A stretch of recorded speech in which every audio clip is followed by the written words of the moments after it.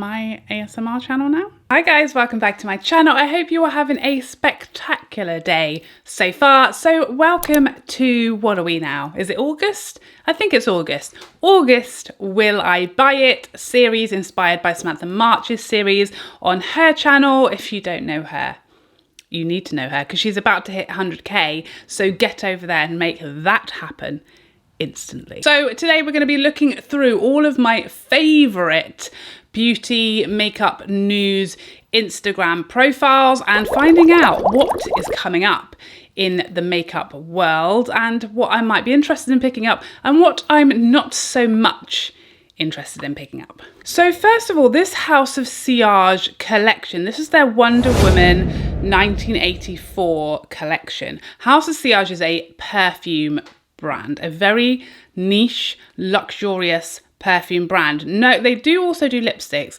but they are mainly known for their exquisite packaging and extortionate prices. House of Sillage do a lot of PR on YouTube and I see lots of people unboxing their products all of the time and it's just drool worthy.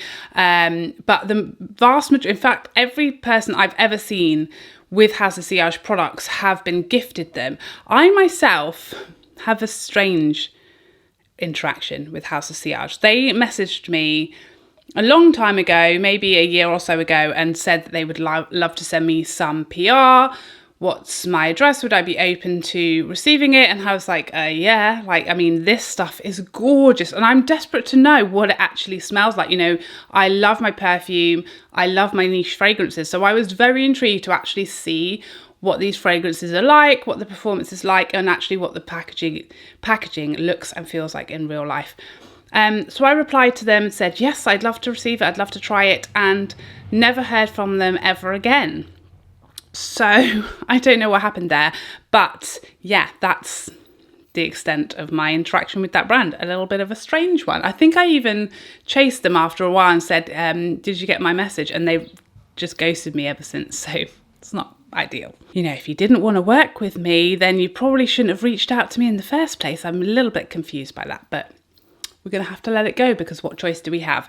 So this collection in particular is interesting to me because I was born in 1984 and I feel like I am a Wonder Woman, you know, as we all are. So I feel as though this collection in particular speaks to me, and this packaging in particular speaks to me. It's just stunning.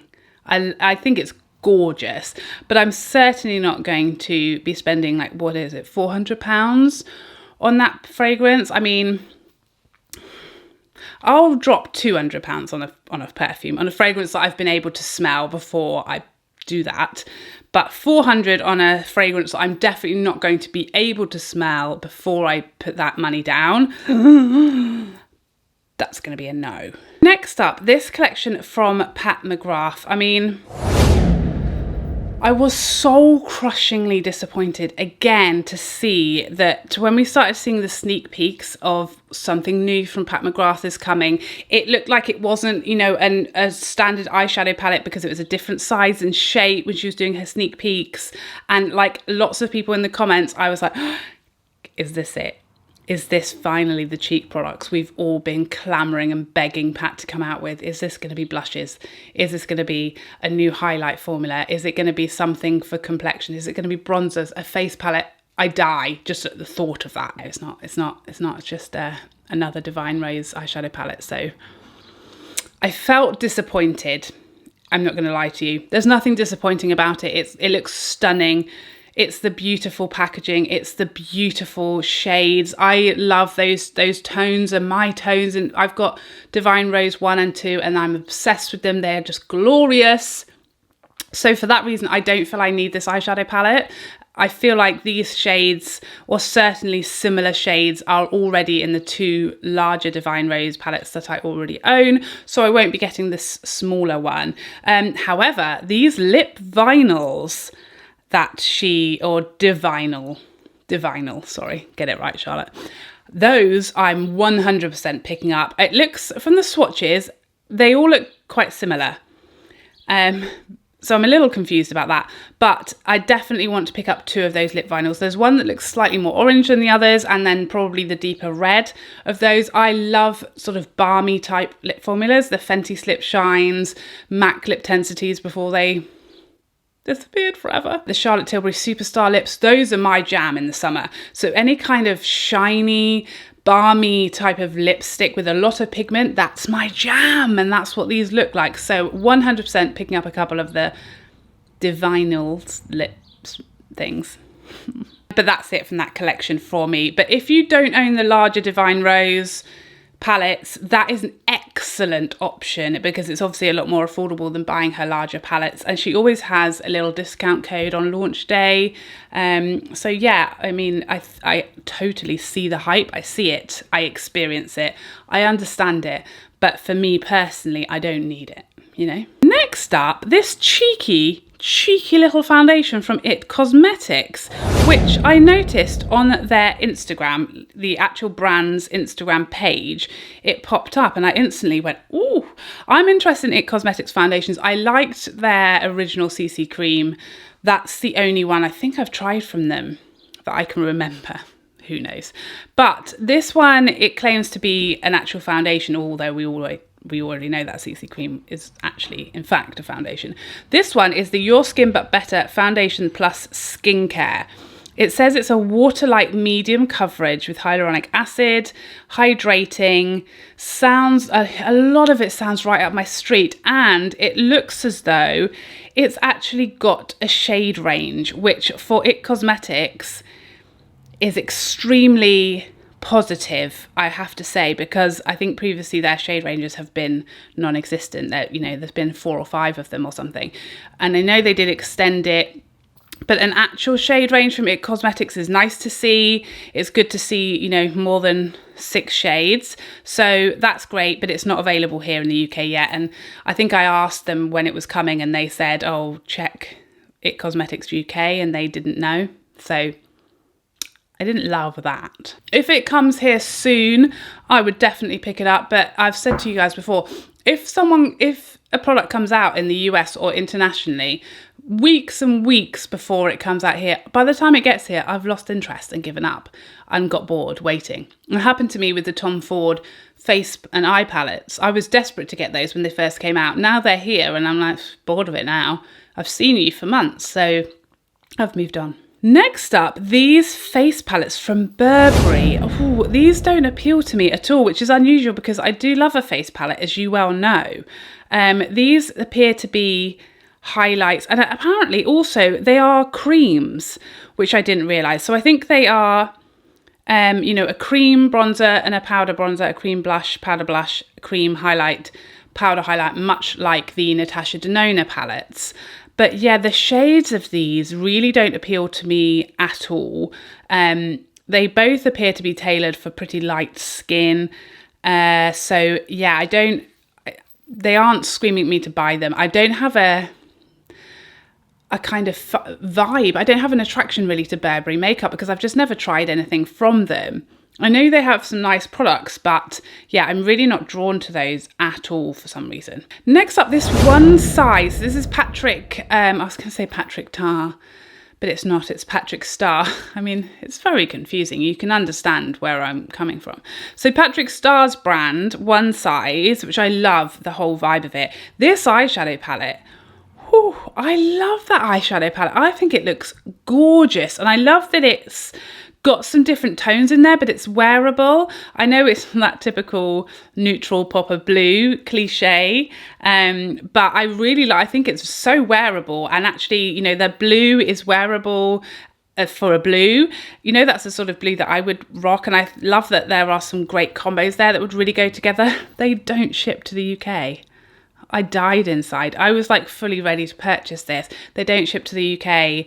They don't have any UK stockists, and I cry. I would have bought that, but I cannot. So next up, this brow pen from ABH. Apparently this existed some while ago and has now been reincarnated with a better formula, different shades, that kind of stuff. I'm very excited about this. I don't really get excited about brow products. Maybe excited is, you know, a bridge too far for a brow product for me. But ABH, I mean, they do not get stuff wrong when it comes to brows. Like, they nail their brow products out the park, every one of them. They're all great. So I'm always excited to try a new one. I'm always excited because I'd love to find a brow product that is just perfect and does everything in a one-er that I want it to do. I don't think this is going to be that one because obviously it's not going to have any hold, so it's not going to, I'm still going to need a gel or something. So it's not going to be an all-in-one-er, but I am interested. It's supposed to mimic microblading, you know, hair strokes. I'm all about that. I love a good microbladed brow look. So I'm definitely going to be picking that up at some point and trying that. Likewise, these lip stains.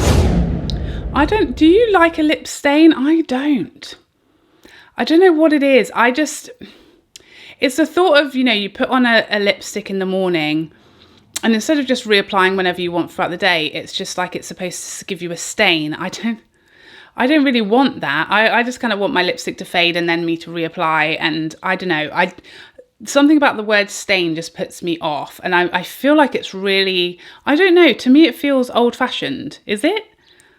Am I missing something? I don't know. Those don't appeal to me at all. So those are an easy pass. And next up, this Huda highlight.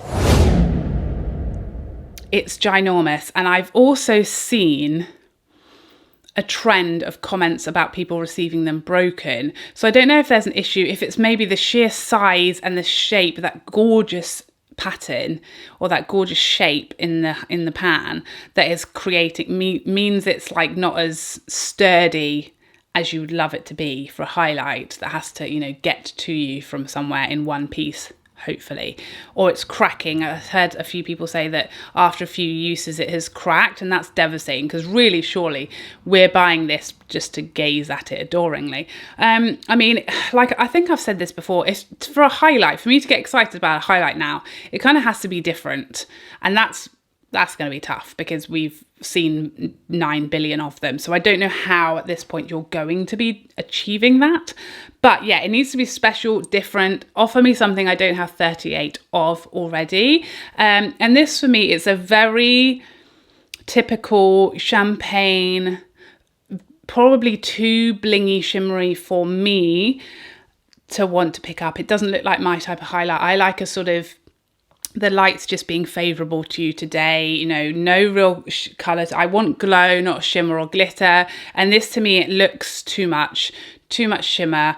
And just it, as far as tone and shade and all of that stuff, it looks pretty typical for a lot of the other highlights I already own. So that's an easy pass for me. No, these Viseart palettes, oh, they are lovely. I love, these are so beautiful. I'm not going to be picking either of them up for one reason, and that is that I fairly recently purchased the Viseart Paris edit, and I feel like these two palettes, these smaller palettes, these are tongue twisters right now, I feel like they kind of do the thing that Paris Edit does already for me, so I don't feel like I need to necessarily pick these up. There's obviously kind of a warmer and a cooler of these two palettes. I'm more drawn to the cooler, but that is the most similar to Paris, so I really just don't feel like I need it, but my good, they are so beautiful. And I just think that Viseart does that sort of understated, soft glam thing, like to a T, and they have a lovely formula, so 100%. I would pick those up if I didn't already have Paris, but I just feel like these, they'd be kind of unnecessary to my collection at this point, but they are very pretty and beautiful, so I really don't blame you if you are picking them up. Next we have this mascara from Charlotte Tilbury. Now, I'm 100% trying this. You know me, you know I love trying new mascaras. They're one of my favourite makeup items to try and to review. Charlotte Tilbury is one of, if not my favourite brand of all time when it comes to makeup. But the product that I don't have a favourite from her brand is mascara. I have a foundation that I love from her, concealer as well, to be fair. I don't love her concealer. I have a powder I love from her, I have a bronzer I love from her, I have highlights, I have blushes, I have eyeshadows, I have favourites that come from Charlotte Tilbury in every category. Lips, absolutely. The only kind of categories really where her product is not like in my top 2 or 3 really is mascara and concealer. That's the only thing that I can think of. mascara particularly, because I don't mind her concealer is okay, it just creases a little. But mascara, I've never found a mascara from Charlotte Tilbury that I've wanted to actually purchase. So I'm really high hopes that this could be the one, because I know she's got a magical mascara in her. I know she has, and I think this is going to be it, because I feel like when brands bring out products they already have, so she already has a few mascaras, so she's not going to bring out another one that's not better than the one she already has. I feel like, why would you? You know, why would you make one that's not as good? Presumably, she's bringing out a new one. It is an improvement on what she already has, and therefore, I'm here to try it. I'm here to tell you the tea, because I'd love to have a Holy Grail mascara from that brand, because I love the brand. I love it. I can't get enough. Next up, Too Faced's matte foundation. Too Faced is a weird old brand here in the UK, let me tell you. They are now in Boots, so they're widely available in store. You can actually go in to Boots, larger Boots, not my Boots, but larger Boots, and find Too Faced counters, which is brand new information here. This is exciting. I was very excited when that happened last year. Yet we still seem to get some of their launches, or most of their launches, really late. That one, it seems to have been out a good week or two in the US, not available here. Their website does ship to the UK, but with expensive shipping and all of the taxes and all of that jazz. So I'm certainly not going to order it from their US site, and I don't know when it's coming here. But I will say this, I think I talked about the Tom Ford Soft Matte, whatever that one's called, another one that still hasn't arrived here yet. And I definitely want to try the Tom Ford now. I've seen Tara Lynn's review and Mel Thompson's review, and there's a third one. Was it Glam Girl Chelsea? Mo Makeup. All of these women are now have talked me into trying that foundation, because these are people who, like me, love a bit of luminosity and love a more natural finish to their foundation, and they've all loved it. So I'm definitely going to be trying that too, the Tom Ford Soft Matte. The Too Faced Matte, if it doesn't get here soon, it's going to be another one that falls by the wayside, because I want to try the Tom Ford, so I'm probably going to choose that one over the Too Faced, because it's going to take too long to get here. So that's on you, Too Faced.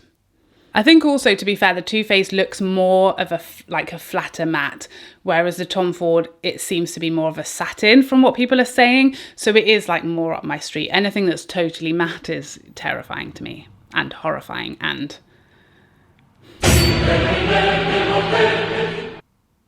just scanning through. I think that's all I've got to show you, and I think horrifyingly, was that 11 things? I don't know how to feel about that, but it's not good. I hope you enjoyed this video, and I would love to see you in the next one. Otherwise, take care for now. Bye. What?